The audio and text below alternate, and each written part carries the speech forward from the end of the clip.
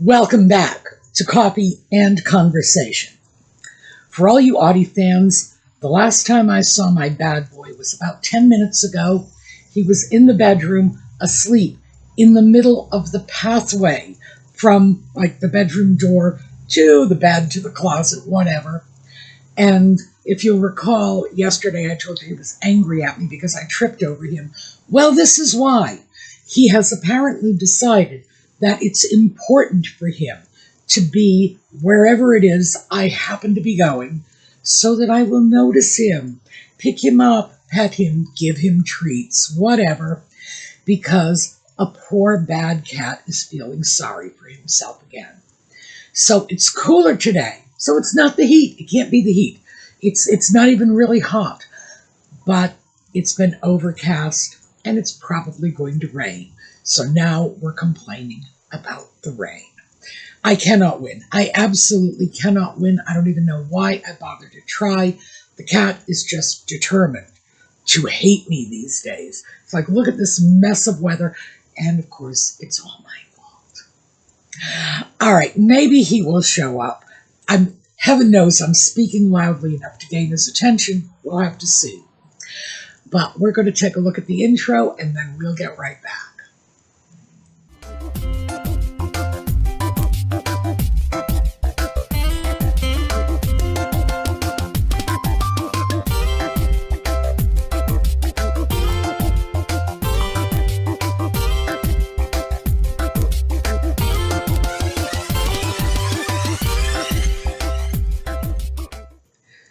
So I got a comment on one of last weekend's videos from one of our viewers who was talking about planning her event wardrobe so that she would have something to wear when a wedding comes along, when a funeral comes along, some sort of unanticipated event at which you need to be a little more dressed up than usual. And she seemed, by the way, to be handling this very well, so I will say that. But I thought this was worth talking about because many of us are in the same situation. Getting older, you retire, you no longer need to maintain that working wardrobe. You're no longer going out as much because, life is slowing down a little. But that doesn't mean that we won't have some need to get dressed up at some point. And for a lot of us, having scaled our wardrobes back to what is useful to us now, that's problematic because we got rid of all the event clothing. And by the way, don't beat yourself up about that because trust me, event clothing that we were wearing 20, 30, 40 years ago, yeah, it's not so trendy anymore, even if it does still fit. I do think that everyone should have at least one good, versatile outfit that can take you through whatever life throws at you. A wedding, a funeral, a court appearance.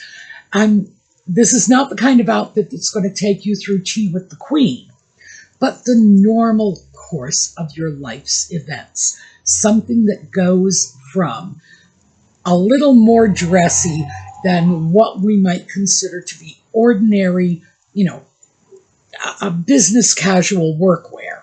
A little more advanced than that, but certainly not ball gowns and tiaras. That, I think, if that's your lifestyle, call your fashion coordinator. You certainly don't need our help. But for most of us, that's where our events are falling on the broad spectrum. A little dressier than just going out to lunch with our friends, but definitely not that final level of super formality, black tie, white tie, ball gowns, tiaras. And it's not all that hard to put together an outfit. Some of us might actually be able to walk into our closets and get most of that outfit out of what we've got in there already, if we approach it properly. But even if we do have to eventually pick some things up, it's always easier and less financially painful to plan for these purchases, have everything lined up in advance so it's there when you need it, and so you can take advantage of sales, of thrift store finds, anything like that, that will dramatically reduce your investment in these event wear pieces, because the cost per wear for these items is always going to be much higher than the cost per wear of that ratty old t-shirt you wear every time you go to work in the garden. It's just that simple. So I thought, how do we approach this? Because we, as women, do not approach it properly. We need to go over to menswear and take a look at that. Now, first of all, I hope this information is going to be valuable to you, not just as a backdrop for what we're going to talk about next, but also because many of you have spouses, partners, adult sons, people for whom you might be buying clothing or with whom you might be sharing fashion tips. So let's start with menswear and take a look at how our brothers in arms are handling these things. If for whatever reason a man is only to have one suit, I think it's obvious that it would be a single-breasted navy suit in worsted wool. As you can see from the photos, combine it with a t-shirt and sneakers, very informal. The center photo shows a man in a navy suit with a checked shirt and a solid tie. He's also wearing a boutonniere because that's what this guy wore to his wedding. But that suit, minus the boutonniere, would be suitable for virtually any business occasion. And, of course, at the far right, we have Tom Hiddleston, who is showing off how very formal this suit can look. That's probably not fair because, frankly, Tom Hiddleston would look great in his pajamas. And I have to get that thought out of my head because it's really going to distract me. I would go with a 2-button or a 3-roll 2. Now, what this means is the 2-button is self-explanatory. The 3-roll 2 means a total of 3 buttons, but the top button is rolled into the lapel, making it, for all practical purposes, a 2-button suit. And by the way, both of these jackets are buttoned as they should be. You never button the lower button on either suit, and you do not button the top button on the 3-roll 2. That's just a little FYI. The lapels can be either peaked or notched. Notched are more classic and a little more versatile because peaked tend to come and go with the fashions. However, right now they are fashionable, so hey. The suit on the right is cut in a little more of a trendy style. The lapels are a little wider. The cut is a little slimmer at the waist, but it does show that a standard suit does have some flexibility. Pockets. In general, the suit should have double welted pockets with flaps. And the reason for this is flaps are a little less formal, but a good double welted pocket allows you to tuck that flap into the pocket, giving you the appearance of regular welted pockets, and that adds to the versatility. Also, very obviously, you want the waistcoat if you can get it. The trousers, I would go with high-waisted, pleated. We have forward pleats, reverse pleats. That's personal choice. Some men feel they look better with forward-facing pleats. Those are the pleats that seem to aim toward the crotch. Or other men feel they look better with reverse pleats, and those are the pleats that are moving toward the pockets. Again, personal choice. It really doesn't matter. The waistcoat. What we have here are a variety of waistcoats, and as I said, if you can get them, get them. They add a level of formality to any suit, which might come in handy. But like the suit jacket, the waistcoat is never buttoned at the bottom button. So we have 2 examples of how to do it and 1 example of how not to do it. Another element of the versatility of this navy suit is that by using simple button covers, now the picture I've shown you is of button covers designed for women, but you can get plain brass button covers. It's just that they didn't have such a lovely illustration of how they work. You just pop them over your suit jacket buttons and bang! Suddenly your navy suit jacket has become a navy blazer, which you can wear independently with other pants, and it will not look odd or out of place. Also, you can do the same thing with your trousers and combine them with turtlenecks or polo shirts. Much less formal look, but still very, very smart. All you need with this suit is a few shirts, and I mean a very few shirts, 2 or 3, and a nice pair of shoes, a couple of ties, and you're good to go. So I have to confess that my own event outfit, which is a series of separates, it's not even actually an outfit, was very heavily influenced by menswear. Either consciously or subconsciously. Yeah, that's absolutely what was going on in my head when I put that outfit together. I was just not really aware of it at the time. This is not a bad thing, wherever your influences come from. Our viewer was talking about changing up her event outfit with different accessories, a different bag, a different scarf, a different blazer. And I agree with that, absolutely. I would go one step further because for me, I like it all to be mix and match. I wouldn't go with a dress because I don't wear dresses. I don't have a single dress in my closet. Nothing I'm even hanging on to for sentimental reasons. No dresses. But I find separates far more versatile. And I would say, if you are looking to plan this event outfit, the outfit that will take you from the funeral to the wedding to the bar mitzvah to the Christmas party, look at separates. And please don't get the idea that a skirt and blouse is not dressy enough for an elegant event. Because quite frankly, Ingrid Bergman, Casablanca, skirt, blouse, there you go. It is not only very dressy, but it has been very dressy for a long time. So it's all a question of how you put things together. I would say try separates if you can.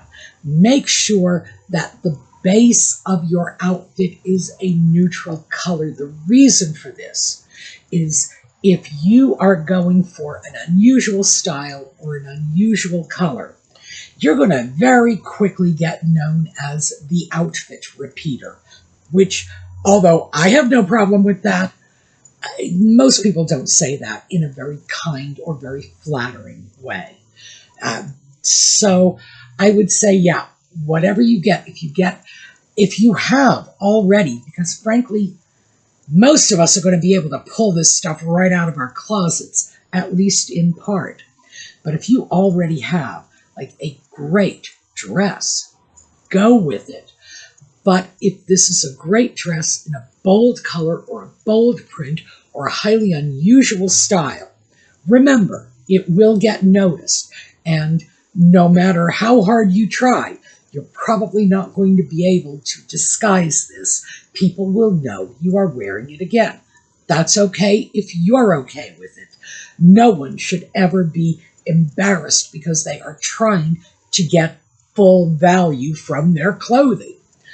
But I did want to throw that out as a caveat. If I were building an outfit from scratch, I would start with a neutral color. Not black. Not black, I'm afraid. Problem with black is that black is too solemn and somber for the celebratory events. You don't wear black to a wedding or a christening. And it can be too sexy for the funeral. It's just the nature of black. So I would try to stay away from it. But if this is what you want, you go for it. That's just my opinion. And I am not the absolute arbiter of anything, let alone what you are wearing. So I would just try to go for something a little more neutral, a little more subtle, and then build around a piece or two that you might already have in your wardrobe. If you have a great skirt, and maybe you have a blouse that is just a little bit frillier or more chi-chi looking, more stylish than the rest of what is in your wardrobe, maybe that's the start of your outfit. Why not? You can get so much mileage out of scarves, accessories, and by accessories I'm talking belts, shoes, handbags, gloves even, hats, jewelry. Well, especially if you go for statement jewelry. By the way, if you start with a simple enough base piece, just like a simple A-line dress in perhaps camel or cream or another blend into the background sort of color, you can get away with the most incredible amounts of statement jewelry. And will people remember your dress? Oh no, because they're going to be too busy remembering that necklace. That would be a fantastic start, especially if you're the kind of person who likes statement jewelry and gravitates toward that. What if you are more boho in your style? And if you are, I envy you. In my heart, there is a little boho person somewhere inside me that is desperate to get out. But every time she gets near the door, I beat her back. Yeah, I love it, but I just don't have the courage to do boho in my daily life. I'm sorry, I don't. But yeah, there's a little part of me that wants that desperately. If that's you, you are very fortunate, because boho is a style that inherently allows you to mix and match prints, colors, different styles, long skirts with peasant blouses in every shade of the rainbow, and within the context of a boho outfit, it looks fantastic. Can you wear that to a funeral? Absolutely. If that's what you wear in your daily life, people are going to say, well, we know this is her. And nobody is going to judge you. That's the other great thing about boho. It carves a little envelope of space around you. And you walk out there and people look at you immediately and say, that's someone who's doing their own thing. And you get away with a lot more. Yeah, I mean, that's why I beat my little boho princess back, because I'm afraid she wants to get away with too much. And I am too conservative to let her get away with that. If you are not, well, bless your heart, you are living my fantasy.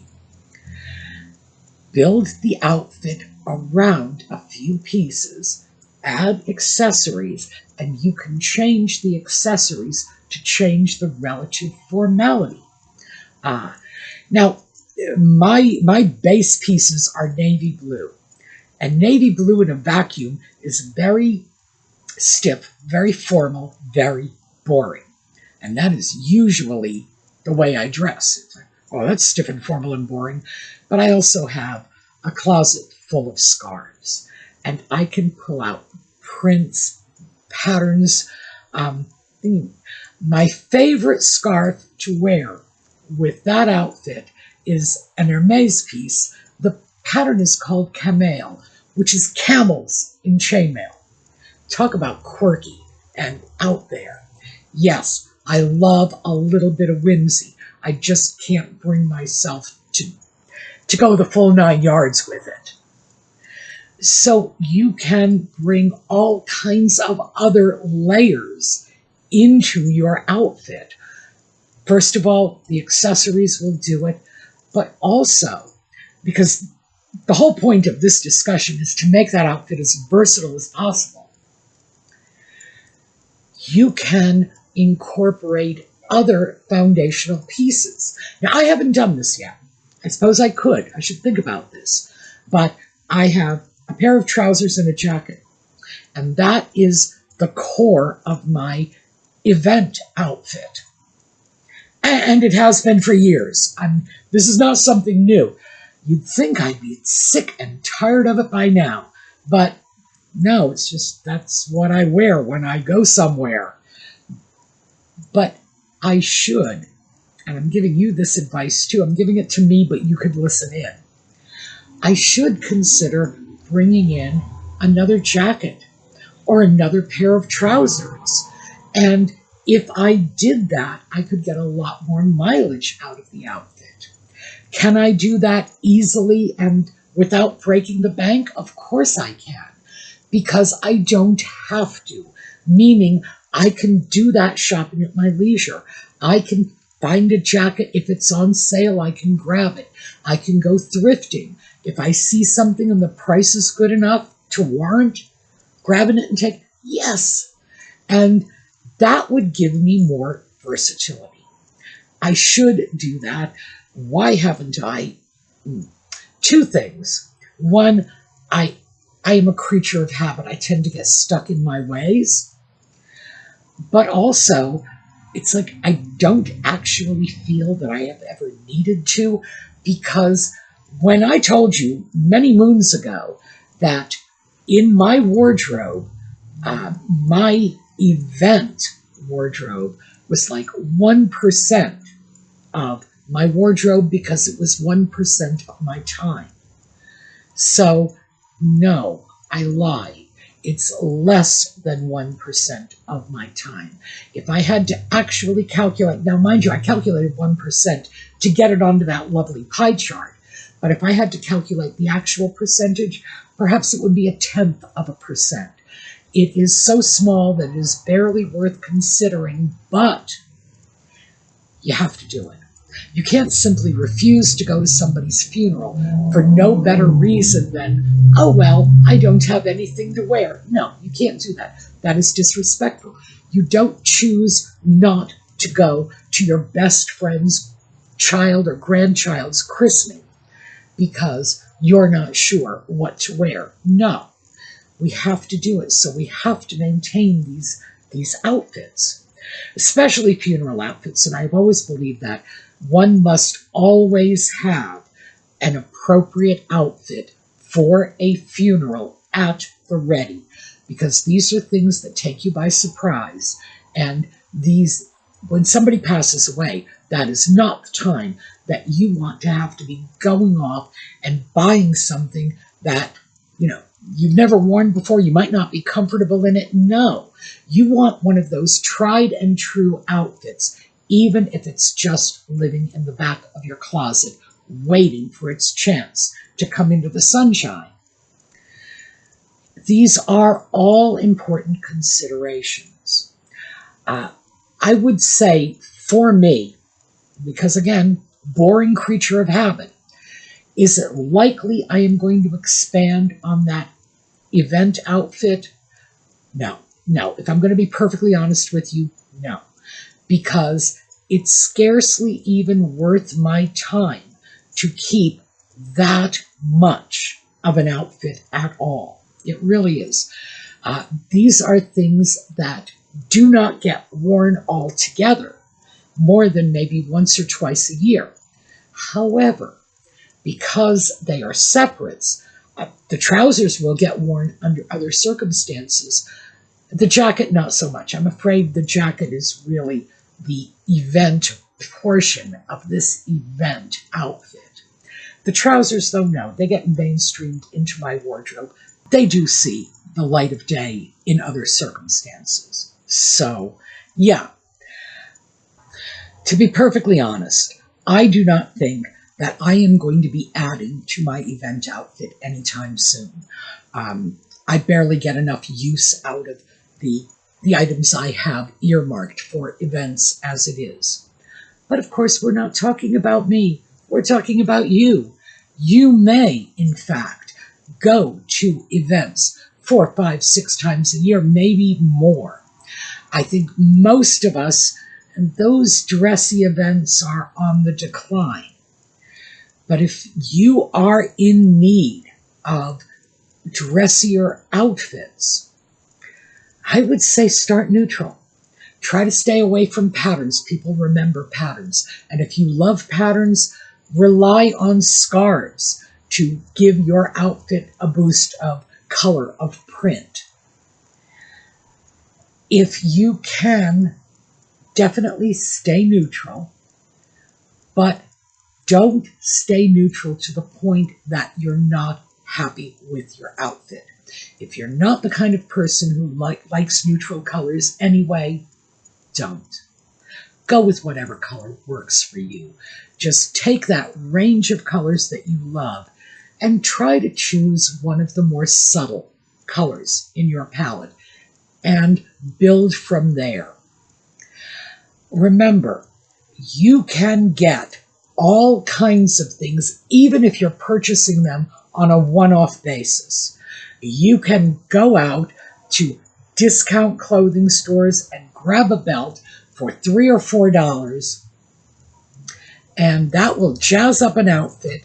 And yeah, it's not going to last very long, but what do you care? You want it for the afternoon and you're donating it tomorrow.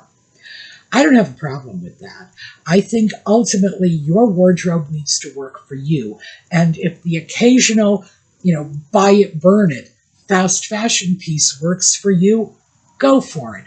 I do not expect anyone to take responsibility for the disaster that is fast fashion. We didn't create it, but it's there, and we'd be idiots not to take advantage of it if we can, and as long as we don't go overboard. Yeah, hey, this stuff is going to end up in a landfill one way or another, so you might as well get a few hours use out of it before it goes. Can we do this? Yes, absolutely. That outfit is doable. I would strongly suggest that if you have not already put your event outfit together, at least in your head, start considering it. But if you need a starting point, start with a men's suit. And by that, I don't mean go out and buy a men's suit, but put that image in your head. Look at how versatile a men's suit can be and start looking for that versatility when you put your event outfit together. Do you really need a dress? Can you get away with a skirt and blouse instead? Is it possible for you to skip a fancy, expensive jacket and go over to, let's say, a nice little hand-crocheted sweater? Oh boy, I'm getting on that boho train again, aren't I? A sweater. Would a sweater do it? Would a thrift shop find do it? And from there, we can move forward. But the thing is, do it when you don't need it. And some of you are probably saying, but what if I never go to an event? Oh, well, you never go to an event. If you consider that a very real possibility, then don't put a lot of resources like money into this outfit, but feel free to spend as much of your time shopping and planning as you please. Why not? It's your time. If this amuses you, who's to say it isn't valuable? But yeah, if you're sure you're only going to wear it once or twice and that's the end of it, don't put a lot of money into it. Or at least try not to put a lot of money into it. But should you do without? No. Because you never know when tragedy is going to strike, You are going to need to go to a funeral. You never know when, that confirmed bachelor in your family eventually decides that he is going to settle down and brings home some lovely young woman or some lovely young man and says, "This is my new life partner. We are having a wedding." You just don't know. Things have a way of catching us off guard. And yeah, if you're prepared for it, oh well, perhaps you were caught off guard, but you can roll with it. So that's what I wanted to share with you today. And thank you to the viewer who started this whole train with the comment. We are going to be back this evening, and that will be 8 p.m. New York City time with Just Chattin'. And in the meanwhile, I'm going to show a slideshow, as I always do. I hope to see you next weekend, and have a terrific day.